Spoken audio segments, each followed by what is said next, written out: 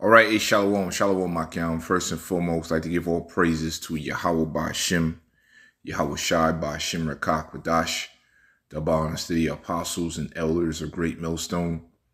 And we are the Hebrew Israelites, which consists of the Negroes, Latinos, Native Americans, Seminoles, Indians, West Indians, and Haitians. According to the Holy Scriptures, we're God's chosen people.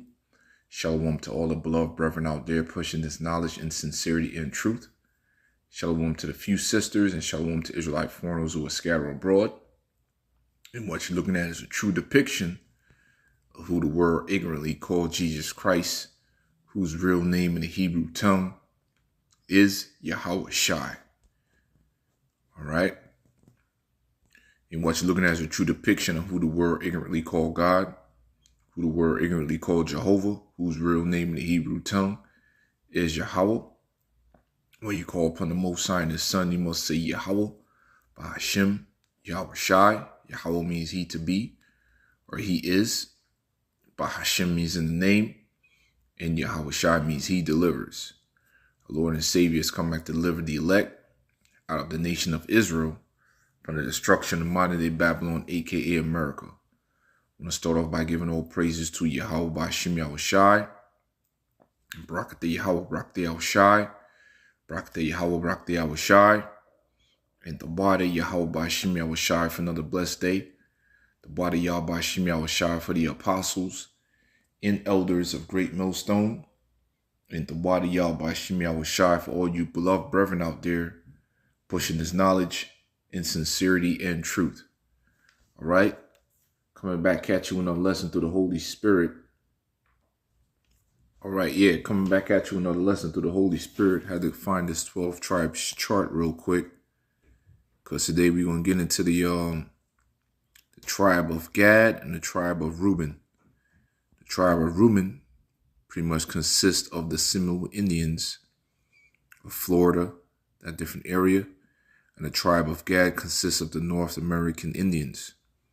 These are the first inhabitants of the land of America, also with the tribe of Issachar. All right, those are I won't use the word American. Those are the original inhabitants of this land. Everybody else outside of that are immigrants. But nah, man. But I want to get into this lesson dealing with the tribe of Reuben and the tribe of Gad, because the native tribes that came over here in North America, Canada, North America, Central and South America, link up with the prophecy that happened in 2nd Ezra chapter 13, verse 40 on down, which I already did a video on that a few videos ago, proving that Arsaret is America. Okay, that our forefathers had knowledge of this land, pursuant to King Solomon. That was like pretty much the height of our empire, 40 years of peace, and he used to send different ships over here. It took him about a year and a half to go back and forth. So we had knowledge of the seas. We had, knowledge of the Navy. We're very intelligent people. So fast forwarding, our forefather, Yaikwab, has prophesied of these different things that's going to happen to the tribes in the latter times. So we are in the latter times, and these things happen. We at the end of an age. All right. Our forefather Yaikwab told these things unto his sons. So this is Genesis chapter 49, verse 1. It says, Israel prophecy concerning his sons. And Jacob called unto his sons and said, gather yourself together that I may tell you that which shall befall you in the last days. The last days. We've been in the end quite some time. Gather yourself together and hear, ye sons of Jacob, and hearken unto Israel your father. So he got that name, that blessing from, wrestling an angel like for 24 hours when you go into the scriptures. So that warrior spirit been in us, grappling, wrestling, boxing, Muay Thai, whatever you into, it's been downloaded to our forefather unto his sons. All right. So it's dealing with the tribe of Reuben. It said, Reuben, Reuben, thou art my firstborn, my might, and beginning of my strength, an excellency of dignity, an excellency of power. And that says a lot for that tribe, because when you pinpoint everything dealing with the tribe of Reuben, who are the Seminole Indians, the word Seminole means runaway. Esau did not take down that tribe. That tribe, pretty much that omen that's been put upon them. When you have a firstborn son, this was placed upon him, the beginning of my strength, the excellency of dignity. All right? The excellency of my dignity. They carry themselves in a very royal spirit. Tough individuals, man. They don't mess around. So when you go into the different translations, NLT, Reuben, you are my firstborn, my strength. That says a lot. All right? The child of my vigorous youth. You are first in rank and first in power. So once you get that put upon you, you can't defeat that individual like that. That's a blessing. That's a blessing. And we got blessings and the curses got placed upon us, because we into that, tribe Reuben went off. That's why Esau had a hard time with this tribe. And I got some, video information to show you. All right. It says the ASV, Reuben, thou art my firstborn, my might, the beginning of my strength, the preeminence of dignity, the preeminence of power. All right, man. So that's a very royal tribe. Esau had a hard time trying to take down this tribe. This is a warrior tribe, a chief ruler. Okay? A chief ruler amongst the tribe of Israel, amongst the sons of Israel. But the blessings went to Judah ultimately to be the leader. But that's not the point. The point is the Seminole Wars that took place during the time of our evil twin brother Esau. Esau was getting his ass whooped. Okay? Most people think America's longest war was in Vietnam. What if I told you it was actually fought on U.S. soil? Seminole Wars lasted 41 years, making them the longest and most brutal conflict between the U.S. and Native Americans. And yet, few people even know they happened. It all started in 1817 when the U.S. government wanted to remove the Seminoles from Florida. The Seminoles had other plans. They were a mix of Native Americans and escaped enslaved people who had built a life in the Florida swamps. Instead of surrendering, they did the unthinkable. They fought back. By warriors like Osceola, the Seminoles waged a guerrilla war deep in the Everglades. They didn't fight in open fields like European armies. Their weapons were the swamps, the rivers, and the thick forests. They launched surprise attacks, ambushed U.S. soldiers, and then disappeared into the wilderness. Even the U.S. Army, with all its power, struggled to hunt them down. The U.S. spent over $40 million, which would be billions today, trying to defeat them. They sent thousands of soldiers, but the Seminoles kept resisting. Andrew Jackson, one of America's most ruthless generals, failed to crush them completely. The U.S. resorted to trickery, capturing Osceola under a false flag of truce. But even after he died in prison, the Seminoles still didn't surrender. By 1858, the war finally ended. But not because the Seminoles gave up. The U.S. just gave up trying to defeat them. Instead of signing a peace treaty, the few remaining Seminoles simply vanished into the swamps where their descendants still live today. They are the only Native American tribe that never surrendered to the U.S. government. That's the tribe of Reuben. So we go, more in depth with Deuteronomy 33. All right, the blessings of Moses. All right, it says, go to Deuteronomy 33 and verse 4. It says, Moses commanded us a law, even the inheritance of the congregation of Jacob. He was a king in Jeshurun when the heads of the people and the tribes of Israel were gathered together. It says, let Reuben live and not die. Let not his men be few. So these wars and everything that they've been with, been dealing with Esau. The Most High was not with them. Esau would have had his way, and they would have been totally destroyed. So that blessing that was placed upon them prevented Esau from totally destroying them and having his way with them. Right? And they also a warrior tribe. When you go to First Chronicles, okay, First Chronicles chapter 5, verse 18. All right, the genealogy from Reuben, the sons of Reuben. Okay, Ra'aban. Okay, it says the sons of Reuben and the Gadites. So you say, hey man, they always been together. And the half a tribe of Manasseh, that's a warrior tribe of valiant men able to bear buckler and sword, and to shoot with bow, and skillful in war, were 440,703 that went out to war. All right, because that's the next part of the lesson.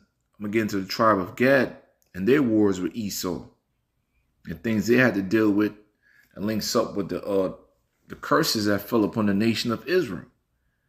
We all have a common enemy. We all share common ground. So it only makes sense that we are related. We are cousins, so to speak.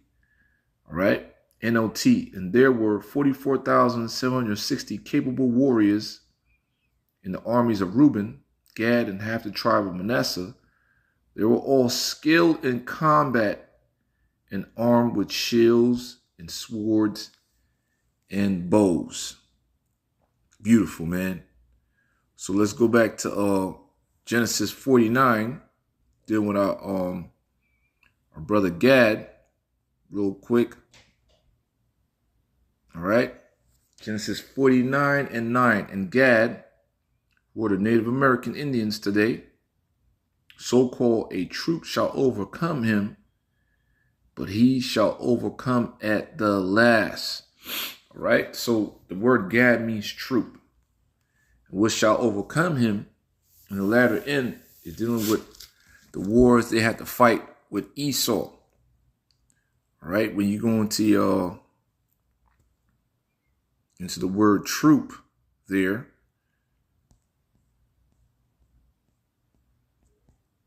all right, outline of biblical usage, it says a Moradin band, a raiding band, a troop, a band of divisions of army, Esau's army, when they came over to this land, which was all according to prophecy. All right, which mainly North America, the land that we're in right now. They fought many wars and they got overcame, but they had different native tribes, Gadite tribes, that stood their ground to the death. One of my favorite ones are the Apaches, but there were many more that stood their ground. Now peep this real quick. So why is this? All right. Some native warriors were so ruthless in battle that their enemies feared them for generations. Some native warriors were so ruthless in battle that their enemies feared them for generations. Let's break down the top 5 deadliest native fighting forces in history. Number 5, the Nez Perce. These warriors were master horsemen, trained to ride at full speed while firing arrows with deadly precision. In 1877, they outmaneuvered the U.S. Army for 200 miles, using guerrilla tactics to wear down their enemies. Number 4, the Lakota. Their warriors were known for their fearless charges into battle, using bows, lances, and war clubs while riding bareback. At Little Bighorn in 1876, they wiped out Custer's entire cavalry, proving they were not to be underestimated. Number 3, the Comanche. These were the greatest light cavalry warriors in history. They mastered the art of riding at full speed, firing arrows, and even hanging off their horses to shield themselves. Their brutal raids left enemies terrified. Number 2, the Apache. Stealth, ambush tactics, and sheer endurance made them nearly impossible to defeat. They attacked at night, used the terrain to vanish, and struck without warning. Even the U.S. military admitted that Geronimo's warriors were some of the toughest fighters they ever faced. And at number 1, the Iroquois, also known as the Haudenosaunee. These warriors perfected the art of psychological warfare, torturing enemies to send a message and striking fear before battle even began. Their ambush tactics and brutal raids made them the most feared native fighting force in the Northeast. Do you agree with this list? Which tribe would... Yeah, man, I totally agree. But all praise Yahweh Shem Yahushai. These things are written in the scriptures, man. This is also a warrior tribe. When you go to Deuteronomy 33, because these tribes, when you go into James Adair, History of the Native Americans, they fit the biblical prophecy. And there's another one called Black Indians. That's a good book that links up Judah, the Seminole Indians, so on and so forth, the Maroons. A lot of information in there also goes into the Seminole Wars. Okay? So we are those people. We are related, you know? So it's only the elect will take heed. Everyone must hear this word first before Yahweh Shem Yahushai destroy this wicked ass kingdom. So you go to Deuteronomy 33 and 19. All right? I'm sorry, verse 20. And of Gad he said, Blessed be he that enlargeth Gad. He dwelleth as a lion and teareth the crown of the head. So that says a lot if we don't understand what's going on. So it says, Blessed be he that enlargeth Gad. So when Gad came over here as a commander, a chief among the northern kingdom, they took this part of the land of Arsaret, the new world, so to speak, which is dealing with of North America. They pretty much control majority of North America. All right, he dwelleth as a lion and teareth the arm with the crown of the head. It's dealing with the head dressing. All right, what you call it? When he teareth the arm. All right, it's the blood brother ritual, and the crown of the head is dealing with the headdress with the different feathers and all that. That represents the chiefs and the rulers of those different tribes, man. All right. It says he provided the first part for himself because there in the portion of the lawgiver he was seated. All right. Came as a commander, a leader. He came with the heads of the people. Where did they come from? Where did they came from? It came from the so-called Middle East, from the Assyrian captivity. All right. They came over around 724 BC. All right, what you call the Spanish-speaking tribes today and the native tribes. He executed the justice of Yahweh and his judgments with Israel. And they're also a warrior tribe. Okay? They're also a warrior tribe when you go to our First Chronicles real quick. So we all got that fighting spirit in us. So all the tribes didn't just lay down like that, like history will try to tell you. We fought our asses off, man. We fought our asses off to the death. All right. First Chronicles chapter 5, verse 18. Yeah, I just read that. Yeah, so I'm going to go to First Chronicles chapter 12. All right.